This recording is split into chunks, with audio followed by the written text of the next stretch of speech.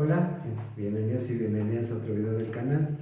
Eh, Casi nunca me presento, pero para los que no me han visto, que pueden ser muchísimos, mi nombre es Diego Enrique Zunzunegui Rivera, yo soy terapeuta, hice la licenciatura en psicología y la maestría en terapia familiar, pero estoy tratando de hablar sobre temas que tienen que ver con el psicoanálisis, pero porque creo yo que son importantes para la consulta. Yo me dedico a la psicoterapia, como dije, soy terapeuta, y pues bueno, eh, el día de hoy, como dice el título, voy a hablar de lo que es la inhibición, que es un tema, creo yo que, por lo que he ido investigando, hay como que en general hay una postura con respecto a la inhibición, como de verlo como un tema muy concreto, como que lo que planteaba Freud con respecto a la inhibición es eso, como que afecta ciertas áreas de la vida y así. Ahorita lo voy a decir más concretamente, más claramente, pero he encontrado a muy pocas personas que también hablan sobre la inhibición como algo mucho más complejo, como algo que abarca muchas áreas de la vida, ¿no? Que en realidad no es tan simple ni tan concreto como el planteamiento inicial de Freud y de muchos colegas. Eh, y pues yo hasta cierto punto creo que me inclinaría hacia esa postura. Pero habiendo dicho todo eso, también les diría que tomen lo que voy a decir con pinzas. Yo no soy psicoanalista, no soy experto en psicoanálisis, y aún aunque lo fuera, yo no me atrevería a decir jamás que un concepto, una teoría, tiene que ser así, ¿no? Pero tampoco mi intención es confundirlos, entonces voy a exponer el tema, pero también voy a como hablar desde mi experiencia un poco, entonces por eso tómenlo con cautela, tómenlo como una reflexión más que un estatuto, ¿no? O una axioma. Entonces, bueno, la inhibición es un término que Freud propuso de manera más clara, más concreta en su libro Inhibición, Síntoma y Angustia. Los videos anteriores he hablado ya de la angustia, del síntoma, para que los revisen si quieren checarlos. Y con respecto a la inhibición, Freud en esta parte como que hace una exposición de este tema como muy concreta, ¿no? Y para Freud la inhibición es una limitación funcional del yo. ¿Esto qué quiere decir? Que de cierta forma la persona, eh, cuando está inhibida, deja de realizar acciones que de cierta forma lo ayudan a moverse o a llevar a cabo ciertas acciones, ¿no? Que de cierta forma le permite funcionar, como se dice, en el día a día, ¿no? En su vida diaria, por así decirlo. Entonces, cuando hablamos de una limitación funcional de yo, es porque esta persona está presentando una situación o situaciones que no le permiten realizar algo, ¿no? Y estas limitaciones Freud las abarcaba este, en cuatro aspectos, por así decirlo, como muy concretos, que era la sexualidad, la locomoción, o sea, el movimiento motriz, el movimiento del cuerpo, la alimentación y por último el trabajo. Entonces, cuando una persona no puede llevar a cabo, no puede vivir su sexualidad como lo quiere, porque a lo mejor en el caso de los hombres no hay erección, hay una disfunción eréctil, o porque hay eyaculación precoz, que por lo que entiendo se entra dentro de la inhibición, para la redundancia, la eyaculación precoz. En el caso de la mujer, porque hay frigidez, porque no hay lubricación, o sea, cuando hay algo que no permite el acto sexual tal cual, estamos hablando de una limitación en ese aspecto, ¿no? En la locomoción puede ser parálisis, por ejemplo, puede ser eh, ciertos malestares, ciertos dolores que no permiten que la persona se mueva, que pase tiempo en cama o tenga que estar sentado, o sea, que simplemente no se pueda mover. En la alimentación, como que el ejemplo que más se usa es la anorexia, porque obviamente en el caso de la anorexia, pues la persona no come, ¿no? Entonces, la bulimia pudiera entrar hasta cierto punto, pero ahí hay otras cuestiones que se ponen en juego, ¿no? Pero la anorexia es como el ejemplo más claro en cuanto a inhibición en la alimentación. Y en el trabajo, pues se parece mucho a la locomoción, el hecho de que las personas a lo mejor no puedan ir a su lugar de trabajo, que dentro del lugar de trabajo no puedan llevarlo a cabo porque a lo mejor les da... y fíjense el ejemplo que les voy a poner porque esto es lo más interesante del tema de la inhibición, que muchas veces la inhibición como que raya mucho en lo que es un síntoma y otros dicen que no, como un mecanismo de defensa. Entonces, yo sí consideraría que, por ejemplo, un ataque de pánico en el lugar de trabajo se puede considerar como una inhibición, una cuestión de parálisis, por ejemplo, desmayos, o sea, diferentes situaciones que no permitan a la persona trabajar, se le pueden considerar como inhibición. Y por lo que yo he propuesto en otros videos, bueno, lo que he explicado en otros videos sobre el síntoma, sobre la angustia, la propuesta de Freud, por lo que yo entiendo, se parece mucho a la del síntoma, que la inhibición tiene como función el evitar que la persona enfrente la angustia, o sea, el hecho de que la persona no pueda tener relaciones sexuales, no pueda moverse, no coma, no pueda trabajar, tiene como función el que evite una angustia, porque si la persona tuviera relaciones sexuales, se moviera, comiera, disfrutara la comida, trabajara en lo que la persona quiere, probablemente lo enfrentaría a alguna cuestión de angustia, lo enfrentaría ante alguna duda, ante diferentes preguntas sobre sí mismo, sobre los demás. Y entonces la inhibición, viéndolo desde ahí, se parece mucho al planteamiento que hace Freud eh, de la angustia, ¿no? Pero por lo que yo he ido investigando en otras propuestas o que trato de ampliar esta propuesta, um, en realidad, por así decirlo,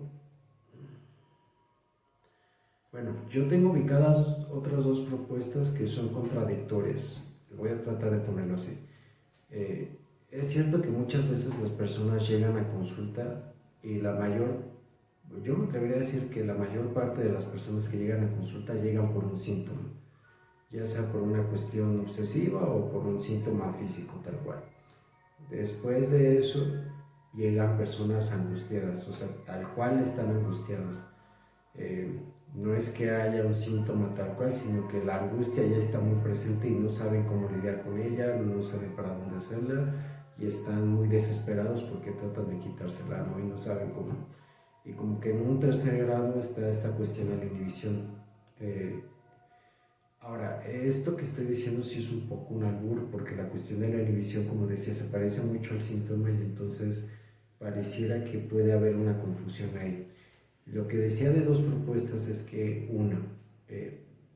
yo he escuchado que, por así decirlo, inhibición, síntoma y angustia van de la mano, por así decirlo, van por capas.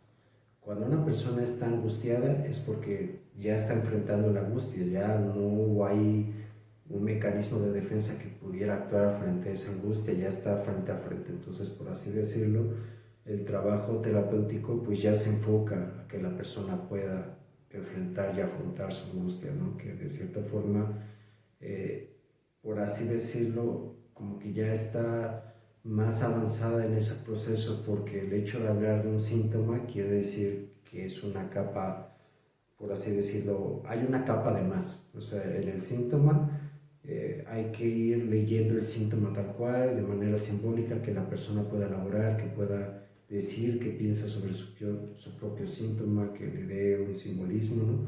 Y eso muy probablemente nos lleve a la cuestión de la angustia y entonces saber qué es lo que la angustia en realidad y entonces ya enfrentar esa angustia, ¿no?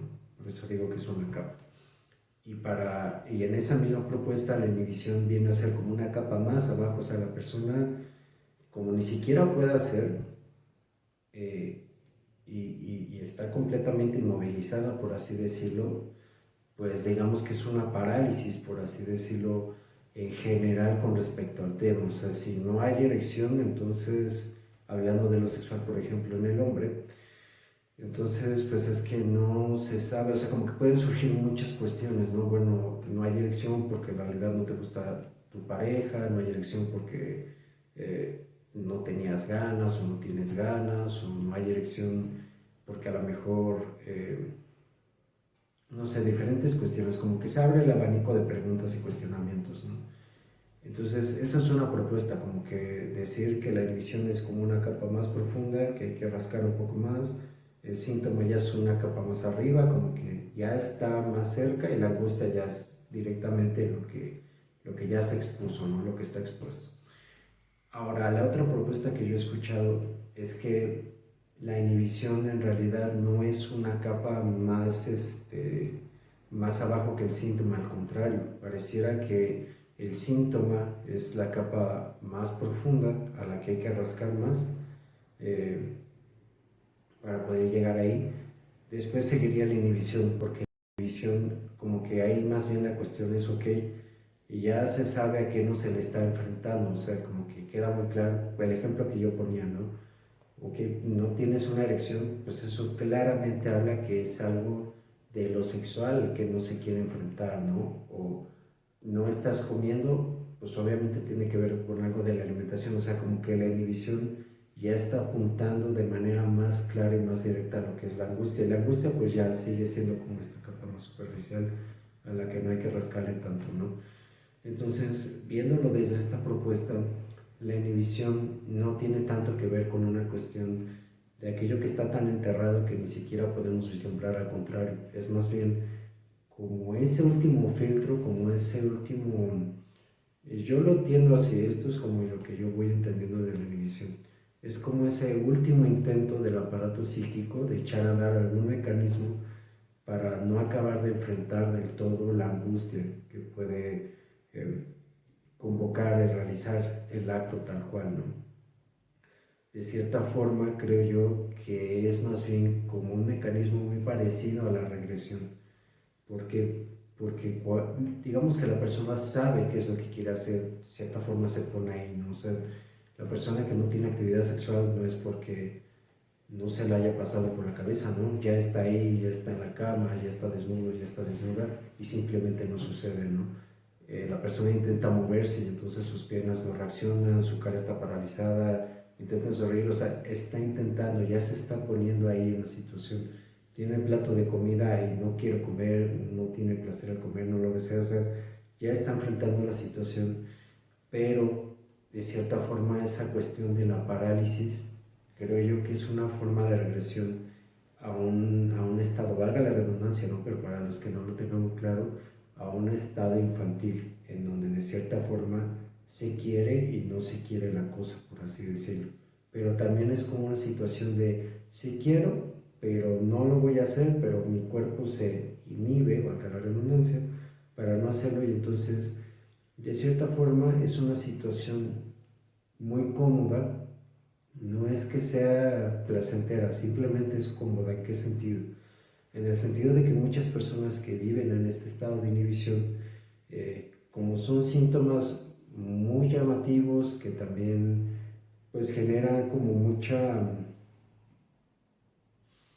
¿cómo decirlo? Por ejemplo, en el caso de la anorexia, no es que pasen desapercibidas las personas que viven con anorexia, las personas que viven con anorexia, su familia, sus amistades, sus parejas se dan cuenta que no comen y muchas veces la actitud es de ¿qué te ayudo? Dime qué hago, te cocino otra cosa, te preparo otra porción, o sea, como que se ven muy serviciales hasta cierto punto, ¿no? En el caso de la inhibición por locomoción también, no pueden moverse, no pueden caminar, no pueden salir de cama y entonces hay alguien ahí que los cuida, hay alguien ahí que se vuelve pues de cierta forma una figura de cuidado y de protección. En cuanto a lo sexual, pues es algo parecido, ¿no? En muchas personas despierta esta cuestión de, ok, con calma, lo intentamos después, poco a poco. En el trabajo igual de, ok, vete a casa, toma tu incapacidad, recupérate, o sea, como que hay una respuesta del exterior de las relaciones que se vuelven como cuidadoras y se vuelven protectoras. Y por un lado, como que de cierta forma, creo yo que despierta como esta cuestión paternal en las otras personas, paternal y maternal, para cuidar a este niño que intenta o niña, pero que simplemente no puede, ¿no? Entonces, por eso digo que a mí me parece que es más bien como un mecanismo de regresión por lo que va despertando en su exterior. Ahora, no siempre la respuesta es tan acogedora, muchas veces hay enojos, hay reproches, hay rechazos, no, no pudiste, entonces no quiero, adiós, o estás enfermo, pues resuélvelo y si no estás despedido, si no te vas de aquí, bla, bla, bla, o sea, como que pueden haber diferentes respuestas, pero creo yo que tiene mucho que ver con eso, con la cuestión de que la persona se vuelve como de cierta forma nula ante lo que quiere y en la espera de que alguien más le pueda ayudar, le pueda resolver, le pueda cuidar. Y entonces de cierta forma la responsabilidad de ese acto que quería realizar, de ese deseo que quería realizar, pues se ve ahí, por así decirlo, desplazada, ¿no? Entonces, bueno, eh, creo yo que eso es lo que yo les puedo decir con respecto a la inhibición. Eh, no puedo decir mucho más porque hasta ahí, pues cierto, siento yo que me voy quedando.